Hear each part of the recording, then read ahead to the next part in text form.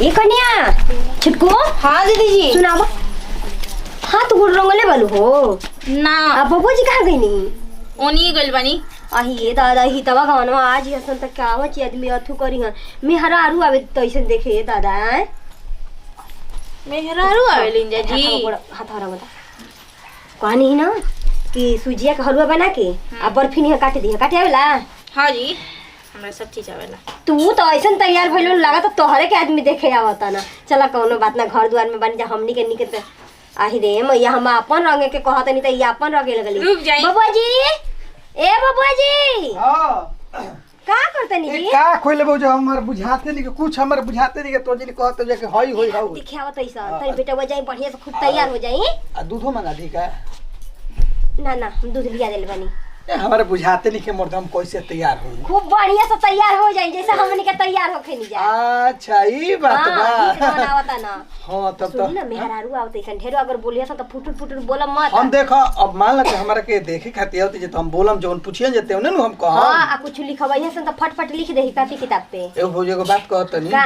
अब आधा घंटा खातिर घर में हमरा के बोले है जन ना खूब बढ़िया से तनी अब बढ़िया से एकदम लगा ले तनी हम बात सेट कर ले बढ़िया से ठीक नु सब सेट हो जो से दिक्कत ये सेटअप पहिरे जी। हां तब का ठीक लागत। तब बंद करी बेटा हुआ बे बहुत रहा बंद तुझे कर पहिला हानिया लागत ई रंग दी। ना रुको हमरे बाद में रंगी हां हां तरी बंद करी त बंद कर लेतनी तक पहले तैयार हो के तोहनी नहीं सन त टाइम नु लगी हमरा। हाथ गोड़ में तेल ओल कुल बढ़िया से घस ले ठीक नु लगा ली तनी का बाल बोलो बुझा ले बढ़िया से। हां तनी बाल बढ़िया से। अब आग भौजी कोई के कैसन कैसन कुल बात कहत हो हो बढ़िया से तैयार हो जाई। तो लड़की नहीं हल्ला जाता नहीं। हलवा जा पाउडरवा बनू।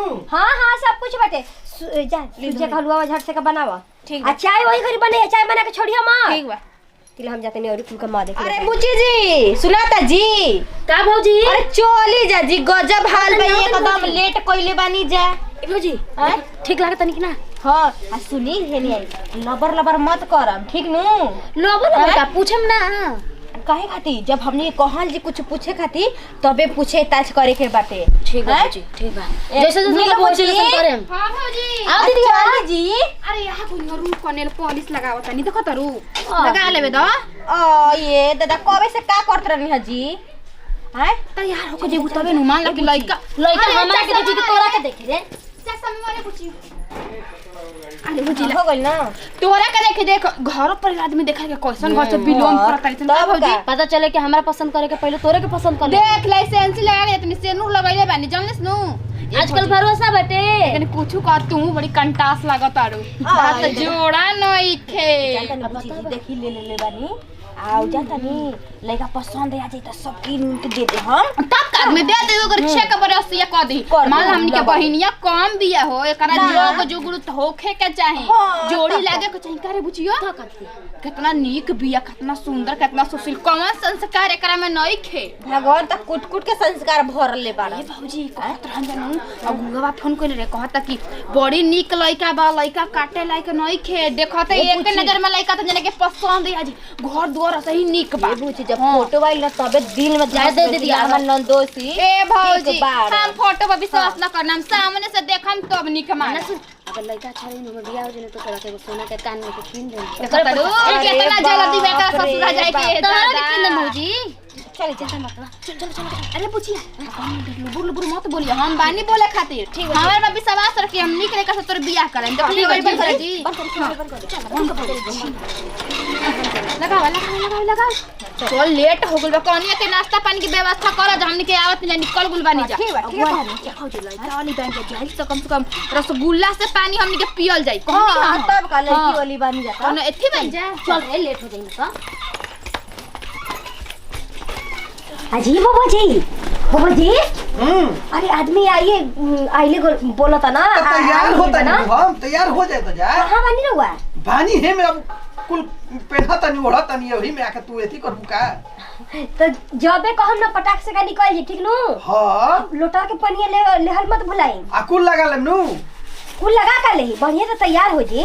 तोरे सनु हां जैसे तैयार होखे नहीं हमने के लगा दे सुने ना क्रीम पाउडर लगा ले सब लगा ले तनी सब लगा। हां ठीक बाटे निमन से तैयार हो जाई आ ज्यादा बोलम मत ई तो आइला सन देखी हित गन के सामने हम कुछ बोलम ना खाली इशारा करो। ठीक बा ठीक बा चली जा जल्दी जल्दी चलो अरे भौजी का तना दूर बा हो जी अरे का करम दूर तो हले ही बाटे लेकिन लइका फर्स्ट क्लास के मिले त का दिक्कत बाटे पूछिया लगता मैं दूर एकर बियाह शादी हम तो अगले बगल में हो गुल हम अरे देखी भा किस्मत के बाबूजी तो भौजी के कपारा के बैठ जाए हम त ठीक बा पागल हनी का हां ता का भौजी नी के घरे करी ह लइका के घरे करम लइका फेका देखम ताका में ऐसे ना पूछी जी के लेके चल आई नहीं देखी ताके खाती ओकर घर दुआर देखिए ओकर रहन चाल देखिए कितना बैंक बैलेंस बा कितना कमाला सब देखला के बाद करी ह यही से रौरा के बोलैले बानी रौरा सब चेक कर ले में एकदम तो हमरा का बा हम त नहीं पढ़ ए दीदी चला चला के देखी है देखम छू के लइका ठीक बा के सेकंड हैंड ह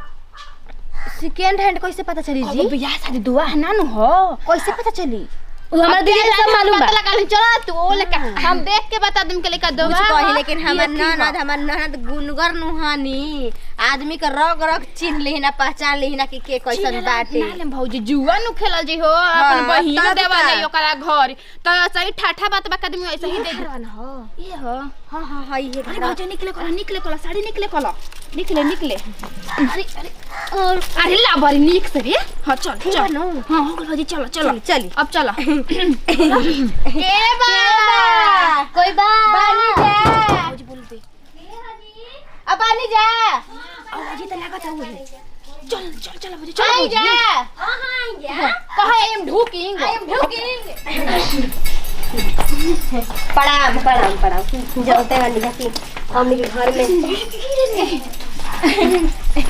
में हाथ मिलाई रिश्तेदार होखे वाला बहन का भौजी प्रणाम अरे वो का अबल का लगम लड़की के बहिन अच्छा बड़ अरे बैठा भौजी कुर्सी टेबुल लागल बा बैठा बैठी खटिया मचिया नहीं खे ना अरे जानते अरे एगो और मंगा दी बहिनिया हमर कहां बैठी कनिया तोरी घर सुना है ना अब है ना बैठ अपन कम बेसी कर ले प्रणाम ई के हो छोट गोतिनी है अच्छा बड़ी कोमल बाड़ी मतलब 3 गो भाई हमन जना त दोनों जना बाहर बना जाए एगो छोट के बबुआ जी हमनी के जा रही ना जेकर बियाहवा करे के बा हां अच्छा हां मैल लागत लगा हले बियाह लगहरे न लगा है हां लगहले लगले हां हां गाय के लगहरे कह जाला भौजी अरे लेके पिठावा त का करम जरे वो सब पहले पानी पियन जाके सौदा देखल अन्ना पहले हम सौदा देखल जी ओकरा बाद हां सब पहले सौदा देखल जी बबुआ जी आई ले ना रहे ठीक है ना देखी जा हमनी के घर में ना ओतना व्यवस्था नहीं है ओ हमनी के दे देवल जे अपन बहिन के लइका निकल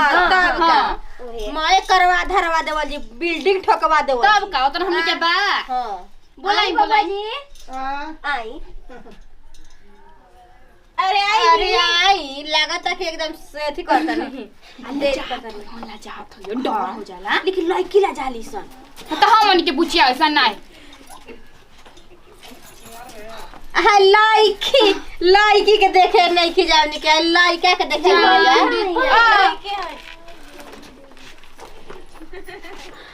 पानी कौन काम करेनी उहे काम करी ना नाच पार्टी में रहने बा लवंडा होनी हे बुची जी हां गोला इहे लइका हवन हां इनकरे बियाह करे के बा हां जी उसमें क्या नंबर बढ़ गया लोग तैयार हो जा ए देखी जा हमनी के बबुआ जी बड़ी सीधावा है ठीक न सीधावा ना ना बहुत सीधावा है सुनी बतावा तनी हमरे से गलती हो गइला हम कनी खूब बढ़िया से तैयार हो जाई अब यहाँ के देखले बानी हमनी के जैसे तैयार होत वो सही तैयार हो गई नी हम जने की घड़ी उड़ी खाली मेकअप कइले बानी नु देखिए एगो बात कुछ नहीं खिरो पहले ना ना ना, ना। कोनो बात नहीं खे एक कहीं गंजी रे उहे पहनले बानी मुझे लाइक और डैमेज लगाता है दोसर नाम हो ए देखी जा जब फोटो भेज हो कि कुआ चेक करी अभी तो तोरे के मारे में देखी कुछ चेक करी देखो हमरा तो बुझाता नहीं कि लोगों ने कहत रे हमरा त छक्का हो ऐसे ही मेकअप से कप के आ गई बटू हां पूछी नाचे जतरन का कहीं गांव ना टोला देखिए मोहल्ला एगो में बात कहती पहले का हमार बियाह होता नु तो हम भौजी से कहलन कि हे भौजी तैयार हो जाई तो कहतड़ी कि हां तैयार हो जी तो कहनी कि कैसे तो कहतड़ी कि जी से तैयार हम होई न ओसई तो हम तैयार हो गइनी हां हमनी के देवर बहुत सीधावा है बहुत ज्यादा सीधावा है हम डिसीजन नहीं खेले पावत देखिए एगो बात कहतनी देखिए अगर विश्वास नहीं करते बढ़िया टोई तो बढ़िया हमारे हो सुन अरे सीधा हो तो ठीक रो हमरा उंगली पे नाचे छक्का होई मुता मार दे सीधा वाला सही इसे बोलती भौजी हमरा शौक लागता। शौक लागता चेक कर ली। चल घर में चली हम देखे वाला छक्का ना होई। आ जा आई महाराज भौजी लबर लबर रे कइली। मारन ठिका जेबू पहले हमरा के तो तोर माटा हो तू देखत रहिए। हां जा दे जी ओ जाई नहीं माल गाय नहीं है के है ना मुए के हानि हमरा ई सब ना बुझाला। हम बड़ खाली दिया कहले भैया। बानी हाँ, पूछी हाँ। जी कि भौजी तू बड़ जेठ हड़ू तू चल लाग भीड़ के करवा धरवा देवल जी। अब माई बाबू नहीं खा चली ना ना माई बाप आई, आई। आ आई भौजी ई साक्षात मरद बा। ई मर तो मेहरानो से मेकअप काहे कइले बा। अब के जा फूल खोलवा दे लइलू कैसन बारी वाला उठा के तो पूरा पूरा इज्जत तो भौजिया बियाह कर ले बियाह कर ले। और केहू के शौक होई त घर में चले अन्ना रवा शक बाटे ना दीदी चेक ले ली ना तो एथी में तो रवा चेक कर ली। आई चेक को क्या रही एकदम मंजूर बावने भौजी हमरा है जीजा जी। खाना पीना का व्यवस्था करिए ना एकदम करी जीजा जी। रही हमरे सुनी का ना। दिक्कत बा।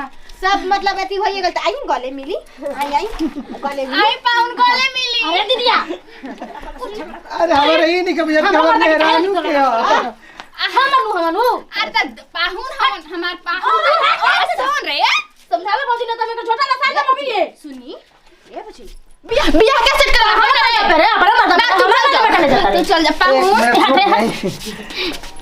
सखत रहो घर में चला ना पाहुन हम भाई हम ठीक नहीं जा छोड़े जी हां छोड़ो हम ठीक भाई नहीं समझाला भौजी तो मार परसों से करा के हम हे भगवान ई का होता। ये क्या कइले बनी ठीक लागता के आज ही रवा सब चल जा मीठा पानी के पिए के व्यवस्था करी जा हमार में कौन कमी बा हो। ए सुनी अजय रवा साथ ये सुना हनी जी। सुनी अभी हमार देवर के छोड़ी जा हेले हमरा के छुई जा जान कुछ ए नहीं जाई जा घर में जाई चक्कर हो गई जाई घर में चेक करे के बा घर में जाई ना तो यहीं चेक कर ली कोनो बात नहीं के के बारी बंद कराओ के बारी बंद करो तो पानी होने के व्यवस्था जान तनी ना ये बियाह ना आ होई बंद ना, कर ना, खाना के ना, व्यवस्था ना, होई ना खाना के व्यवस्था हम नंबर दे के जाए अपन तोहरे लोग के देवे के बा बियाह शादी करे के बाटे। हमारे ना रहे के बा हमारे रहे के बा तोरा रहे के ना ना बियाह ना होई जी। चली ना तो अपन ना करम जा अरे खाना पाहुन से फिर एक दो बार मिल के चले अरे होई तो आई हो रमा हे भगवान जी सने हवा हाय हे भगवान जी खोले बनी जी घर से खोले बनी लाइट ना खेली जा ई रानी ना मनी हंस छोड़ के का तो छोड़ अरे भौजी पर देख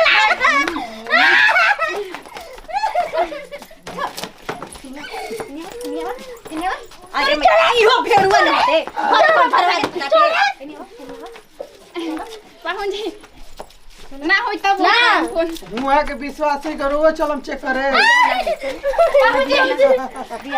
अब बताओ होइसन हमरा कितना सुखर बियाह होता सब कोई चेक करता हमरा के है उतिराइल बनी आय आज ही कहां पे बनी सजी यानी के अब हम कहती बियाह ना हुई होनी से ठीक त लागत रहे सब पारा परिचय चुपचाप करता रही चल है चल जाई घर में फोन लगाई भैया के अपन नंबर बता तो हमरा की ए बिटिया भागत हमरा घर पे भाग जरा का उतराइल था धाई हो जाए सब मरद देखो जा का को देखा ले हो चल चल धोई धाई मुंह अंधा गई सर प्रणाम मम्मा निकिरन सिंह हमने का अपन टीम में हमने क्या कोई एंटरटेनमेंट वीडियो अच्छा लगे तो दिल से लाइक शेयर कमेंट करते रहिए ऐसे के साथ विदाई अगले वीडियो में फिर मिलेंगे बाय बाय।